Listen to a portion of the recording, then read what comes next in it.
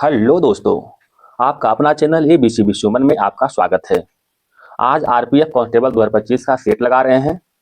कुछ VVI MCQ question रहेंगे, इसमें one of the best solution आपको प्रोवाइड करेंगे। एक बार जरूर देखें। तो चलिए हमारे साथ जुड़े रहें अंत तक। क्वेश्चन नंबर 1 देखिएगा। प्रसिद्ध पुस्तक द लाइट ऑफ एशिया किसके द्वारा लिखी गई थी? तो ये जो है जयराम नरेश के द्वारा लिखा गया था। जयराम नरेश के द्वारा। किस राज्य की सुर सरोवर झील को रामसर स्थल का दर्जा दिया गया था? तो सुर सरोवर झील कहाँ स्थित है? ये जो है उत्तर प्रदेश में स्थित है। भारत में रामसर स्थल की कुल संख्या कितना है? अभी जो है 89 है। अभी कितना है? 89 है। फरवरी 2025 के रिपोर्ट के अनुसार 89 है। भारत के सबसे बड़ा रामसर स्थल कौन सा है? सबसे बड़ा में जो है ये सुंदरबन है। सुंदरबन सबसे बड़ा में। सबसे छोटा में कौन है? तो छोटा में आता है रेणुका।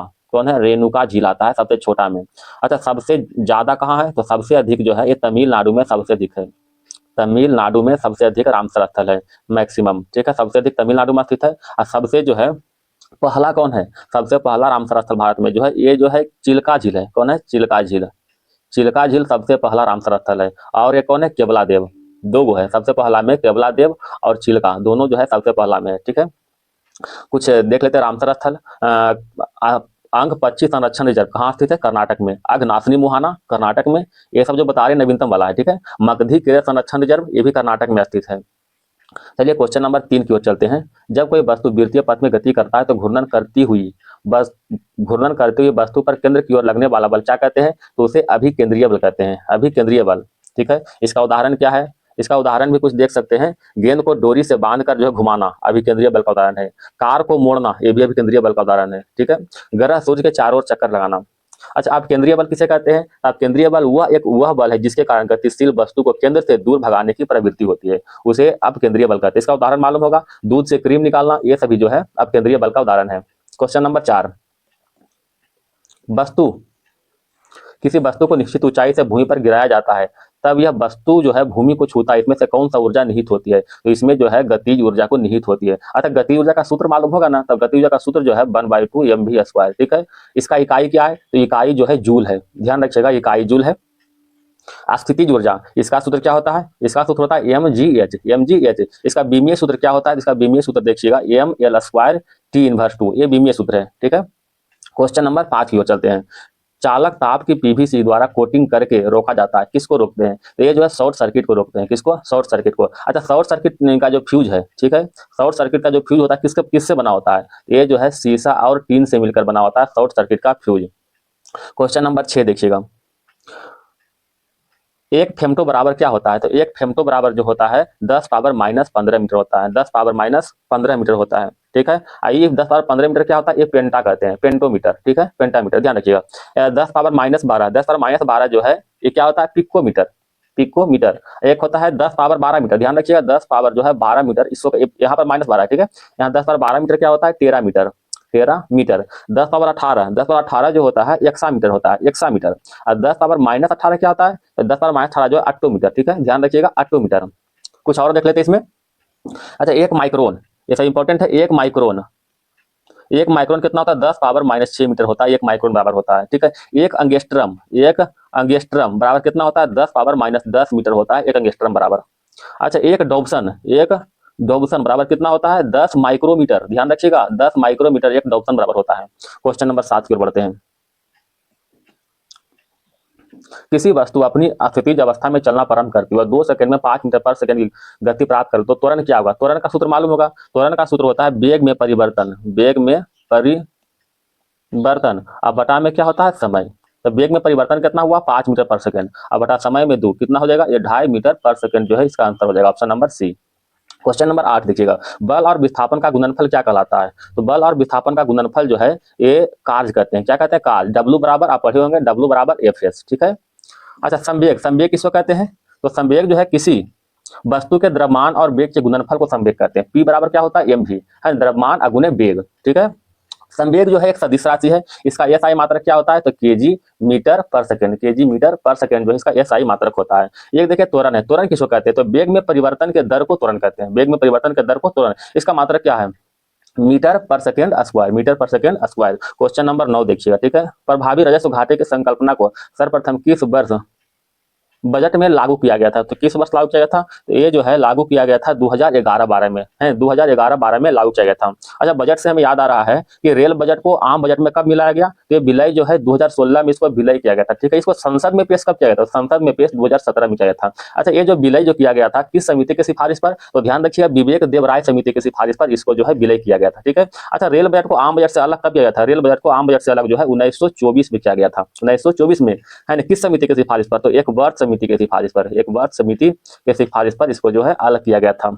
क्वेश्चन नंबर 10 की ओर चलते हैं। 10 में देखिएगा, क्वेश्चन नंबर 10 में देखिएगा, आयुष्मान भारत स्वास्थ्य योजना में निम्नलिखित में कौन सी योजनाएं सम्मिलित हैं? तो बताओ कौन सी योजनाएं सम्मिलित हैं? तो ये जो है राष्ट्रीय स्वास्थ्य बीमा योजना और एक जो है वरिष्ठ नागरिक स्वास्थ्य बीमा योजना, ये दोनों सम्मिलित है। ठीक है। अच्छा, ये जो आयुष्मान भारत योजना जो है स्टार्ट कब हुआ था? तो ये स्टार्ट हुआ था 23 सितंबर 2018 को। कहां से? रांची झारखंड से। रांची झारखंड से जो है इसका स्टार्ट हुआ था। इसमें क्या होता है? इसमें जो है गरीबों को 5 लाख रुपया तक जो है कैश रहित स्वास्थ्य सेवा के लिए उपलब्ध कराते हैं। ठीक है, कैश रहित स्वास्थ्य सेवा के लिए उपलब्ध कराया जाता है। क्वेश्चन नंबर 11, सार्वजनिक वितरण प्रणाली का संचालन किसके द्वारा होता है? तो यह संचालन जो होता है केंद्र और राज्य सरकार दोनों द्वारा होता है। केंद्र और राज्य दोनों द्वारा होता है। अच्छा, ये बताइए कि पीडीएस प्रणाली क्या है?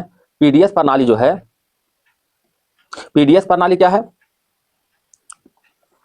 तो ये जो एक सरकारी प्रणाली है, तो मालूम होगा ये एक सरकारी प्रणाली जिसमें गरीबों को जो है खाद्य सुरक्षा प्रदान करने हेतु जो है सस्ते दामों पर उपलब्ध कराते हैं। ठीक है, ये पीडीएस प्रणाली है। Question number 12,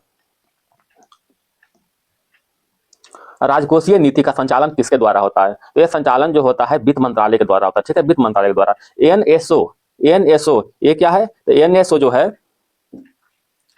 national science olympiad. NSO क्या है? National science olympiad. एक होता है एनएसएसओ, ये क्या है? National sample survey organisation. National sample survey organisation, इसका स्थापना कब हुआ था? 1950 में इसका स्थापना हुआ था। इसका कार्य क्या, उद्देश्य क्या है? नीति निर्माण के लिए डाटा को संग्रह करना। नीति निर्माण के लिए डाटा को संग्रह करना। अच्छा, आरबीआई का स्थापना कब हुआ था? तो आरबीआई का स्थापना जो है 1 अप्रैल 1935 को हुआ था। ठीक है, 1934 के अधिनियम से, भारत सरकार अधिनियम 1934 के अधिनियम से जो है 1935 में इसका स्थापना हुआ था। किस कमीशन के, मतलब किसके सिफारिश पर? तो यह स्थापना हुआ था यंग हिल्टन के सिफारिश पर, जो है यंग हिल्टन कमीशन के सिफारिश पर इसका स्थापना हुआ था। अच्छा, इसका राष्ट्रीयकरण कब हुआ था? तो राष्ट्रीयकरण जो हुआ था 1949 में इसका राष्ट्रीयकरण हुआ था 1948 के अधिनियम से। ठीक है। अच्छा, ये देखें नीति आयोग है। नीति आयोग क्या है? नीति आयोग का स्थापना जो है 1 जनवरी 2015 को नीति आयोग के स्थापना हुआ था। ठीक है, ये जो है इसका स्थापना कैसे हुआ था? तो इसका स्थापना जो है केंद्रीय मंत्रिमंडल के सिफारिश पर किया गया था। इसका पुराना नाम क्या है? इसका पुराना नाम जो है योजना आयोग है। योजना आयोग, ध्यान रखिए, बड़ा इंपॉर्टेंट क्वेश्चन है। योजना आयोग है। इसका अध्यक्ष कौन होता है? तो इसका अध्यक्ष जो है प्रधानमंत्री होता है। कौन होता है? प्रधानमंत्री। इसका जो उद्देश्य क्या है? तो भारत सरकार को नीति संबंधी सलाह देना। यह जो है सरकार को नीति संबंधी सलाह देना इसका जो है कार्य है। और भी बहुत सारा कार्य है। क्वेश्चन नंबर 13 की ओर चलते हैं। निम्नलिखित पादपों में जीवाणु जनित रोग नहीं है। तो जीवाणु जनित रोग नहीं है, कौन सा नहीं है? तो मूंगफली में टिक्का रोग जो है जीवाणु जनित रोग नहीं है। मूंगफली में टिक्का रोग। कुछ अन्य जो है रोग को देख लेते हैं, जैसे कवक से होने वाला रोग। अच्छा, ये जो है मूंगफली में टिक्का रोग किससे होता है? तो ये जो कवक से होता है, ध्यान दीजिएगा, कवक से होता है मूंगफली में टिक्का रोग। कवक से होने वाला कुछ अन्य रोग देख लेते हैं। गन्ना का लाल बिलगन रोग। ठीक है, गन्ना का लाल बिलगन रोग, गेहूं के काला कीट रोग, आलू का बार्ट रोग और राई का इरगाट रोग, ये सभी जो होता है कवक से होता है। कुछ विषाणु वाला रोग देते हैं कि विषाणु से कौन कौन सा रोग होते हैं। तो तंबाकू, आलू और फूलगोभी। तंबाकू, आलू और क्या, फूल गोभी, ये सभी में एक होता है मोजेक रोग। ये जो मोजेक रोग होता है तंबाकू विषाणु से होता है। ठीक है, गाजर में लाल पत्ती रोग, ये भी विषाणु से होता है। क्वेश्चन नंबर 14, इसको हटा रहे हैं लिखा हुआ।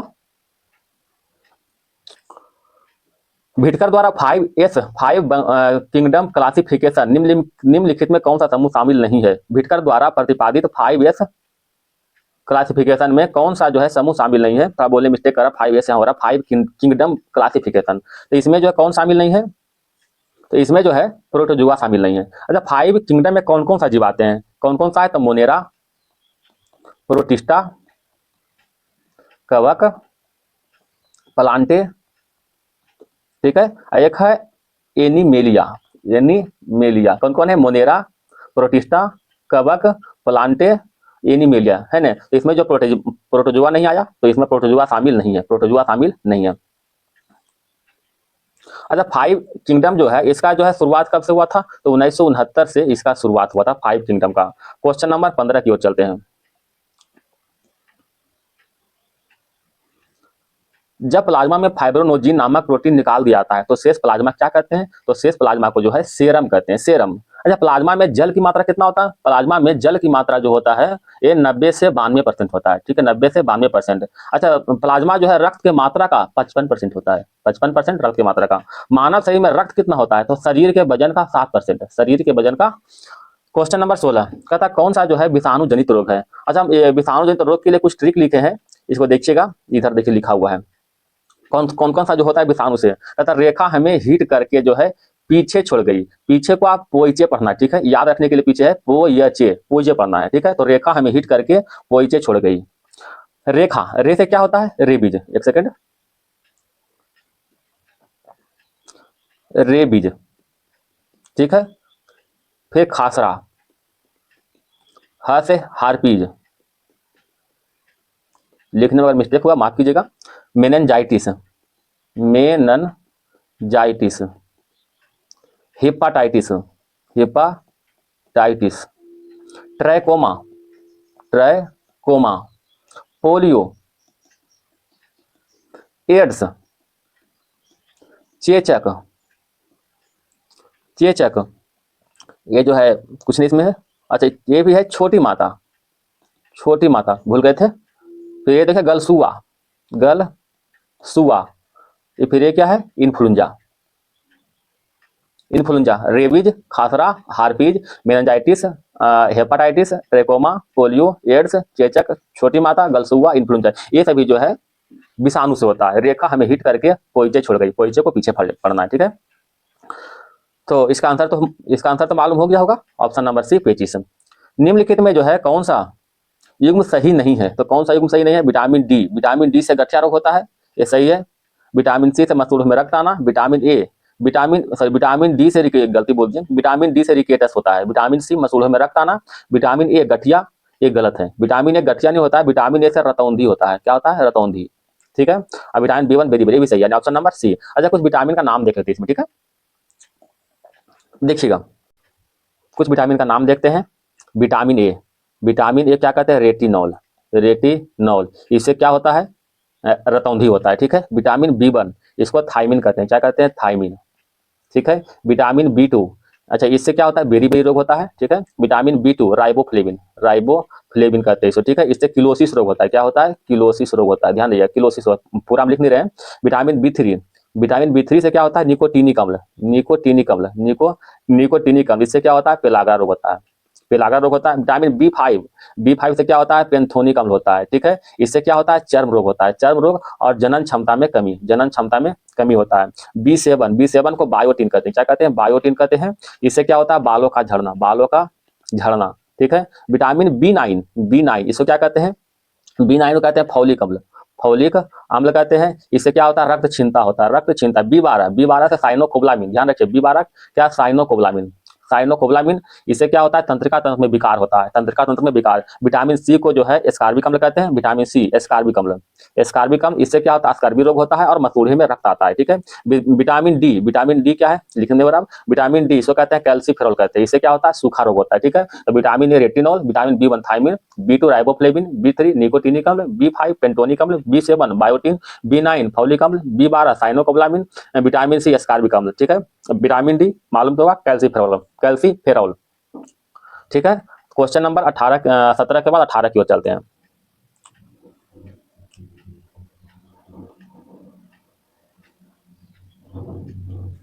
निम्नलिखित में कौन सा अंग कोशिका का आत्मघाती बैग के रूप में जानते हैं? कोशिका का आत्मघाती बैग के रूप में किसे जानते हैं? ये लाइसोसोम को जानते हैं, ठीक है।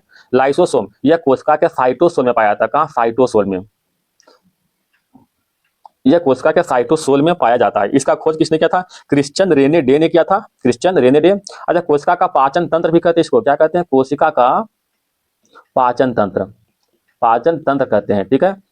अच्छा, आगे, अच्छा, एक होता है राइबोसोम, ध्यान दिया, राइबोसोम, राइबोसोम की खोज किसने किया था? तो जॉर्ज पेलाडे, जॉर्ज पेलाडे, ये नहीं है राइबोसोम, ध्यान रखिए, राइबोसोम, ठीक है, राइबोसोम, जॉर्ज पेलाडे, कब किया था? 1953 में इसको खोज किया था। इसे जो है राइबोसोम को जो है प्रोटीन का फैक्ट्री भी कहते हैं, प्रोटीन का फैक्ट्री, प्रोटीन का फैक्ट्री कहते हैं। ये बना किससे बना होता है? ये जो बना होता है आरएनए प्लस प्रोटीन से बना होता है। ठीक है, ध्यान रखिएगा कि राइबोसोम जो है आरएनए और प्लस प्रोटीन से बना होता है। तो देखिए प्लास्टिड, प्लास्टिड क्या है? पौधे और शैवाल की कोशिका में पाए जाने वाला एक अंग है प्लास्टिड। ठीक है, गाल्जी का एक क्या है? ये भी कोशिका का एक अंग है, जिसका खोज किसने किया था? कैमिलो गाल्जी ने किया था। ध्यान रखिएगा, कैमिलो गाल्जी ने किया था। कब खोज किया था? 1898 में खोज किया था कैमिलो गाल्जी ने। तारक का है, तारक क्या है? यह भी कोशिका का एक अंग है जो कोशिका विभाजन में मदद करता है। इसका दूसरा नाम क्या है? दूसरा नाम इसको जो है सेंट्रोसोम है, सेंट्रोसोम। मेरा राइटिंग बड़ा गंदा है, सेंट्रोसोम। ठीक है, इसका खोज किसने किया था? इसका खोज जो है टी बोबेरी ने किया था, टी बोबेरी ने 1888 में इसका खोज किया था तारकाई को, टी बोबेरी ने। क्वेश्चन नंबर 19 की ओर चलते हैं। ठीक है, मानव शरीर में प्रोटीन का पाचन में किस अंग में शुरू होता है? तो प्रोटीन का पाचन का शुरुआत होता है अमाशय से। ऐसे मानव शरीर में पाचन क्रिया का शुरुआत कहां से होता है? यह शुरुआत मुख से होता है, ध्यान दीजिएगा। ठीक है, लेकिन प्रोटीन का पाचन का शुरुआत अमाशय से। प्रोटीन का पाचन कौन सा एंजाइम करता है? तो एक पेप्सिन है और दूसरा ट्रिप्सिन, दोनों एंजाइम करता है प्रोटीन का पाचन। क्वेश्चन नंबर 20, निम्नलिखित में कौन सा मानव में पुरुष प्रजनन प्रणाली का हिस्सा नहीं है? ये अंडाशय, अंडाशय जो है महिला का हिस्सा है। ठीक है, अंडकोश, शुक्रवाहिनी और वृषण ये सब पुरुष प्रजनन प्रणाली का हिस्सा है। ठीक है, धन्यवाद। अगर वीडियो पसंद आए तो कृपया लाइक और सब्सक्राइब